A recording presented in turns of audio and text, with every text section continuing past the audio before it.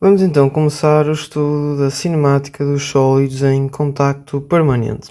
Vamos começar por ver exemplos de aplicações práticas para percebermos então o que é este conceito do contacto permanente entre sólidos.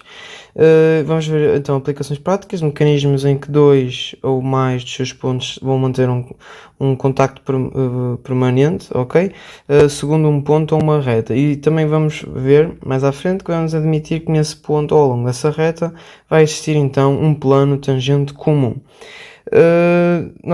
Vamos ver aqui, por exemplo, dois exemplos. Movimento de um automóvel onde as rodas contactam permanentemente com o piso. Isto é a roda do automóvel, isto aqui é o piso. E vemos que vai haver sempre um P, que é o ponto vamos chamar o ponto de contacto, em que a roda vai contactar permanentemente com o piso.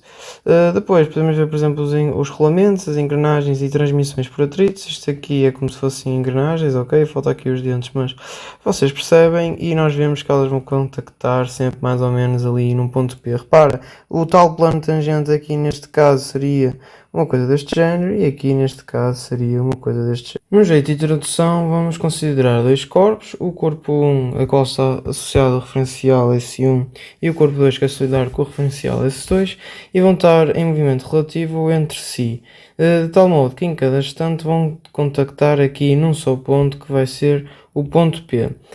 Vamos também admitir que os sólidos admitem então um plano tangente comum π, ok? Tangente aos dois sólidos no ponto P, o ponto de contacto. Para melhor compreender isto, vamos dividir o ponto P, o ponto de contacto, em três pontos. O ponto 1, o ponto 2 e o ponto 3. O ponto 1 e o 2 vão ser pontos materiais, ou seja, pontos que pertencem aos corpos, e vão ser pontos materiais dos corpos 1 e 2, respectivamente, e vão coincidir em cada instante com o ponto de contacto. Depois, o ponto 3 vai ser um ponto geométrico de espaço, e repara, sendo um ponto geométrico de espaço, ele não vai pertencer a nenhum dos corpos 1 ou 2, e este é o ponto geométrico de espaço que em cada instante vai coincidir com o ponto de contacto. Mais uma vez, uma coisa muito importante, este ponto 3 não vai pertencer a nenhum dos corpos. Em geral, o ponto de contacto entre os corpos 1 e 2 não vai permanecer o mesmo em cada um deles. Ele vai ser sempre substituindo, ok? Vai permutando de instante para instante, e se nós virmos quando vai ser observado a partir dos próprios sólidos, seja com o observador solidário ou referencial, que é solidário com esses corpos, vai parecer que se move descrevendo uma trajetória.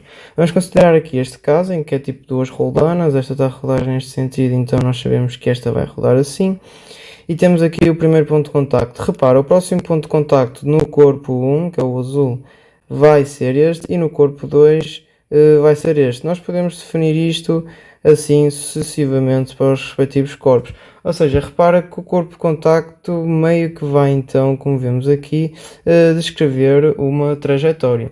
Também podemos observar isso através da representação de dois instantes. Aqui um instante 1 e aqui um instante 2 em que, como vimos, os respectivos referenciais rodaram um bocado. Repara, aqui no instante 1 este é tipo o arco da distância ao x1 e neste instante já é este, e como nós vimos já é maior, ou seja, o arco está a aumentar daqui para ali, lá está a descrever uma trajetória. Conseguimos reparar nisso também aqui no sólido do corpo 2. Temos aqui o arco primeiro e depois temos aqui o segundo arco, que também já vemos que é maior. Repara, isto é quando nós vemos do próprio corpo. Repara, temos aqui o olhinho e este olho lá está o observador solidário com esse mesmo referencial. Ele aqui está a vê-lo aqui nesta posição, aqui neste segundo instante já o está a ver nesta posição, lá está, em relação a um referencial. Repara, em relação ao referencial fixo nós vemos que ele está sempre no mesmo ponto, mas em relação então a um referencial solidário com este corpo, nós vemos que ele vai permutar. Então, a permutação do ponto 2, que basicamente é o ponto de contacto que pertence ao corpo 2, quando vai ser observada a partir deste próprio corpo 2, ou seja, um observador solidário com o referencial S2, ele vai originar então a curva C2. De forma idêntica para o ponto 1, a permutação deste ponto, quando observada a partir do próprio corpo 1, vai originar a curva C1 e depois a curva C0 é a trajetória descrita pelo ponto geométrico P3 no espaço S0. Vamos olhar aqui para este exemplo. O ponto de contacto vai ser este, o ponto P, então vamos neste mecanismo dividir então nos tais 3 pontos de contacto. Isto aqui vai ser o ponto de contacto que pertence ao corpo 1, isto aqui vai ser o ponto de contacto que pertence, neste caso, ao exterior, ao corpo 0, e então temos aqui o ponto de contacto que não pertence a nenhum dos dois. Eu vou dizer que é o ponto de contacto que pertence, vamos imaginar um corpo 2 qualquer, e este ponto de contacto então não vai pertencer a nenhum dos corpos, nem o corpo 1 nem o corpo 0, que o corpo 0 neste caso é o exterior. À medida que isto vai rodando aqui neste sentido que está indicado, nós vemos que no corpo 0 os sucessivos pontos de contacto vão ser estes, ok? Ou seja, ele está a trajetória que este define vai ser então aqui este plano do chão, podemos dizer assim, e a velocidade meio que vai variar então a velocidade por mutação naquele sentido.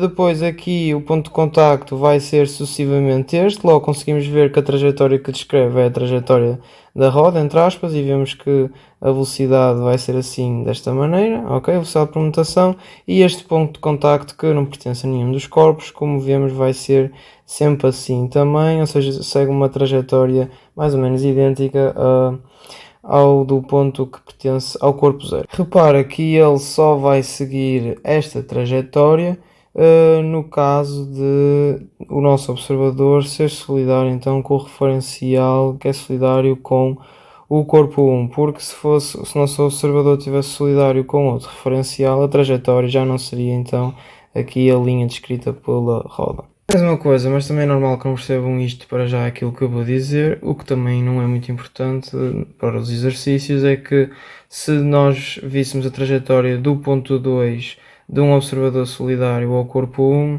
a trajetória que ele ia seguir era a mesma trajetória que este ponto 1 seguiria, e o contrário também se verifica. Se nós víssemos a trajetória do ponto 2 relativamente a um observador solidário ao corpo 0, a trajetória que iria verificar era a trajetória do ponto P0.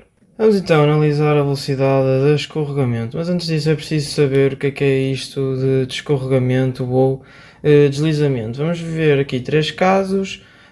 Neste caso aqui vamos considerar que este corpo 1 e este corpo 2 são roll-downs, ok? Não vou estar a desenhar os dentes, mas vocês percebem. E o que vai acontecer é que não vai haver escorregamento nem deslizamento, ok? Como é que vocês podem imaginar isso? Lá está, porque os dentes vão encaixar sempre, foram feitos de maneira a encaixar sempre perfeitamente uns nos outros, logo elas não vão deslizar nem escorregar entre si. Se ainda não perceberam isto muito bem, vamos ver aqui este exemplo. Repara, se o valor desta velocidade 1 e desta velocidade 2 fosse igual, os corpos também não iam escorregar entre si. Porquê? Porque iam estar sempre então nesta posição. Contudo, imaginando que a velocidade 1 era ligeiramente maior que a de velocidade 2, repara que ia acontecer isto ao longo do movimento. E o que é que isso implica? Que ia haver escorregamento então entre o corpo 1 e o corpo 2. Vamos ver aqui mais um exemplo. Repara, este mecanismo é uma coisa que vai aparecer muitas vezes, ok? E temos então aqui um disco e aqui esta barra. E este disco roda e eleva esta barra como roda em torno deste centro, ok? E vai elevando esta barra. O que vai acontecer aqui é que claramente vai haver escorregamento aqui neste ponto de contacto, que é o que permite o mecanismo funcionar. Se não houvesse escorregamento, o que ia acontecer é que das duas uma, ou esta estava fixa e esta tinha que estar móvel, e então o que ia acontecer é que este disco ia ocupando estas sucessivas posições. Porquê? Porque para não escorregar, lá está, eu penso sempre no exemplo das rodas dentadas. Isto aqui era dentado, isto aqui também era dentado, e para não escorregar o que ia acontecer é que os dentes iam ter que encaixar e este ia ocupar então estas posições. Ou de outra maneira, era este que estava fixo e este aqui, não sei, permitia uma translação, assim, neste sentido. O que ia acontecer é que esta barra ia ocupando sucessivas posições, assim no caso de não haver escorregamento. Lá está, eu penso então que tem aqui dentados, e para não haver escorregamento esta barra tinha que ter algum movimento e não podia estar simplesmente fixa como está. Queria frisar que, como devem calcular, para não haver escorregamento não temos que falar necessariamente sempre em rodas dentadas.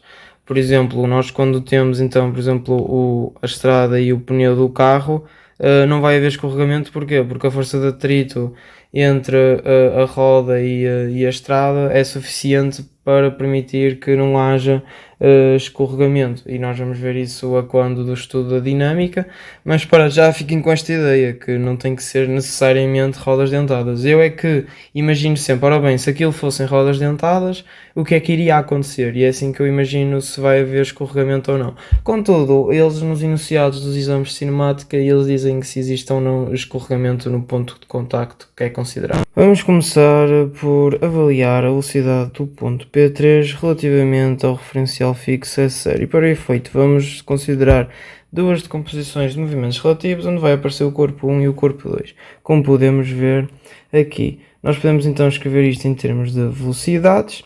E reparem aqui numa coisa, a velocidade do ponto 3 relativamente a um observador solidário do corpo 2 e a velocidade do ponto 3 relativamente a um observador solidário do corpo 1 vão então representar as velocidades deste ponto geométrico 3 relativamente aos respectivos eixos e vão ser então tangentes às trajetórias C1 e C2 e vão estar contidas então no plano comum π, que é o plano tangente, que é tangente aos dois corpos e que passa no ponto de contacto. Repara que este plano tangente pode mudar de direção, a sua normal pode mudar de direção ao longo do movimento. Depois, estas velocidades do ponto 2 relativamente ao espaço fixo e do ponto 1 relativamente ao espaço fixo, lá está, vão representar as velocidades dos pontos, neste caso já são pontos materiais, o ponto 3 é um ponto geométrico de espaço, estes pontos são pontos materiais, que são solidários de S1 e de S2, dos respectivos corpos, e lá está, vão coincidir com o ponto geométrico 3 no instante que estamos a considerar. Podemos então subtrair esta expressão a esta, ficando assim desta maneira, deste termo. Este vetor a subtrair por este é o vetor nulo, é o mesmo vetor e fica assim desta maneira. Passo este para o outro lado e chegamos então a esta igualdade.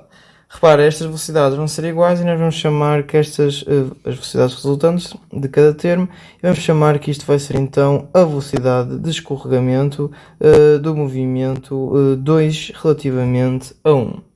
Então, nós definimos a velocidade de escorregamento do corpo 2 relativamente ao corpo 1, como sendo a velocidade, se nós repararmos, do ponto P, que é o ponto de contacto, no movimento 2,1, porque se nós sabemos que a velocidade de escorregamento é dada por isto, nós, através do teorema dos movimentos relativos, nós obtemos então esta expressão.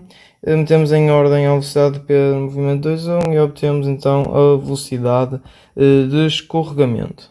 Então, a velocidade de escorregamento no movimento do corpo 2 relativamente ao corpo 1 vai ser definida como a velocidade, a diferença entre as velocidades dos respectivos pontos de contacto de cada corpo, aqui o ponto 2 e o ponto 1, repara, ponto 2 e ponto 1, o que eu fiz daqui para aqui foi dizer que a velocidade do ponto P no movimento 3,2 é igual a velocidade igual a menos a velocidade do ponto P no movimento 2,3, e esta velocidade destes pontos de contacto que pertencem aos respectivos corpos vão ter que ser relativamente ao mesmo referencial. Aqui estamos a fazer ao mesmo referencial e é fixo, aqui em relação ao mesmo referencial, que é um referencial móvel.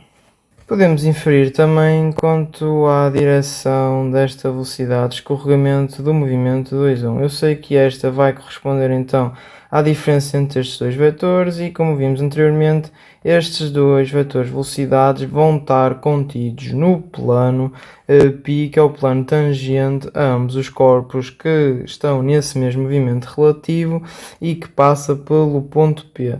Se é dada por essa diferença, se estes dois vetores estão nesse plano, então o vetor resultante dessa diferença também vai estar nesse mesmo plano, o que implica que esta velocidade de escorregamento do movimento 2,1 vai estar contida no plano π, que é o plano tangente ao corpo 2 e ao corpo 1, que é os que constituem então o movimento relativo e que passa pelo ponto P. É tudo para este vídeo, espero que tenham aprendido mais alguma coisa e até à próxima, onde vamos continuar a falar sobre corpos em contacto permanente.